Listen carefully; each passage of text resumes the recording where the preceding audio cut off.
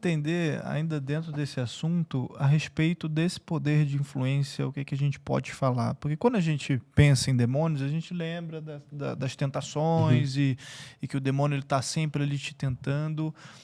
Assim como é um mesmo tipo de criatura, o que que o anjo pode fazer, assim, de forma talvez material? A gente consegue vislumbrar alguma coisa? O que que o anjo pode influenciar, se é que ele influencia nas É. nossas, não nas nossas decisões, porque a nossa decisão a gente tem um Ele livre-arbítrio ilumina. para poder agir, mas qual que é o poder que um anjo exerce sobre as nossas vidas?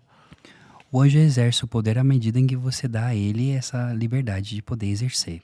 Por isso que a igreja nos pede a oração mais antiga.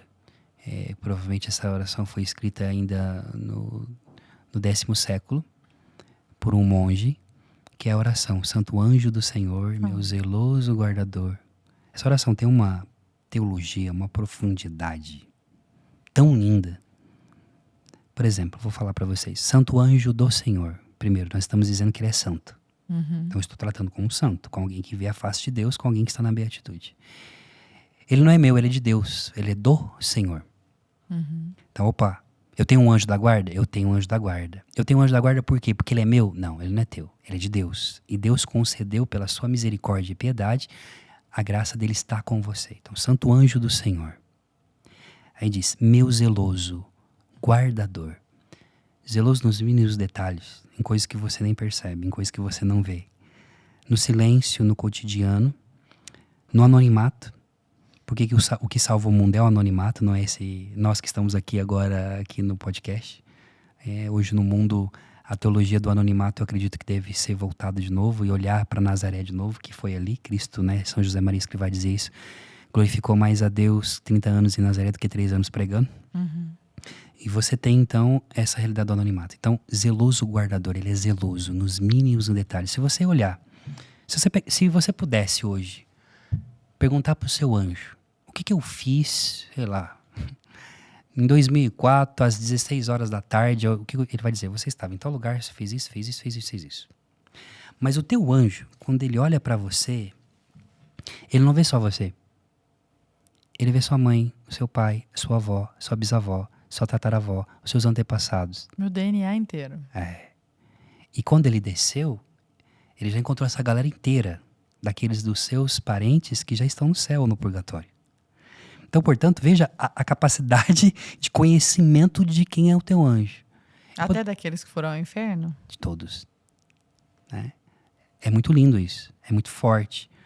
Por exemplo, eu gosto muito de uma interpretação desse padre oriental chamado Nicola Capazilas, quando ele faz uma análise sobre quando o anjo do Senhor aparecendo para José diz: não temas, José, filho de Davi, de receber Maria em sua casa. Ele faz a seguinte pergunta: mas o nome do pai de José era Davi? Não, o nome do pai de José, segundo a genealogia de Mateus, era Jacó. Tá, por que falou que é filho de Davi? É porque quando o anjo do Senhor olha para ele, vê toda a sua descendência até Davi. Só. Então essa capacidade do anjo de, vamos brincar aqui, né, puxar tua capivara. Então, é muito forte essa questão do anjo da guarda. E o anjo da guarda pode nos auxiliar nas tentações, nas lutas contra o demônio, contra todos os males, porque as virtudes da fidelidade, da humildade, da prudência, se reside neles. Né?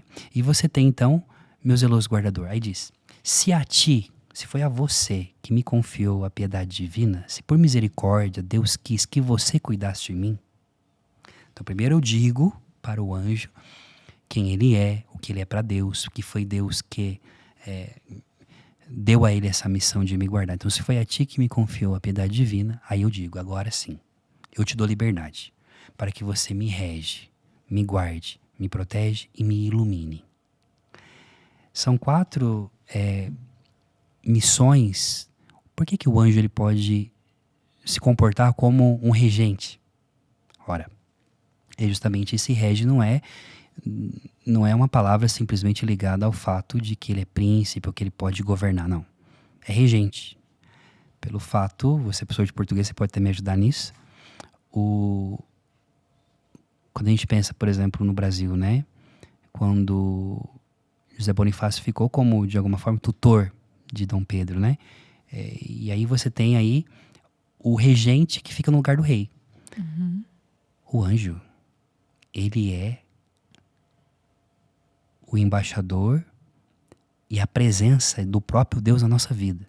Se você pegar em Êxodo capítulo 23, quando Deus fala para Moisés que ele vai enviar um anjo, diz assim: eis que eu envio um anjo diante de ti para que te conduza ao lugar que eu tenho preparado. Respeita a sua presença, observa a sua voz, escuta, porque ele não vai perdoar os teus pecados se você não escutá-lo. Aí diz assim: mas se você escutar a sua voz, Deus falando em relação a este ser, aí Deus volta: então eu serei inimigo dos teus inimigos e adversário dos teus adversários.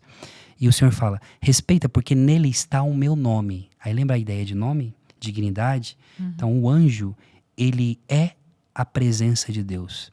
A própria definição do Catecismo da Igreja, São Pio X dizia isso: o anjo da guarda, cultuar os anjos é cultuar a Deus, porque o anjo, ele é o próprio Deus, através de uma criatura que ele criou, que o habita.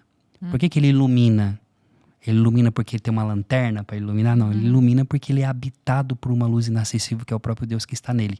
Então, ter um anjo da tipo guarda... a lua, né? Reflete a luz ali.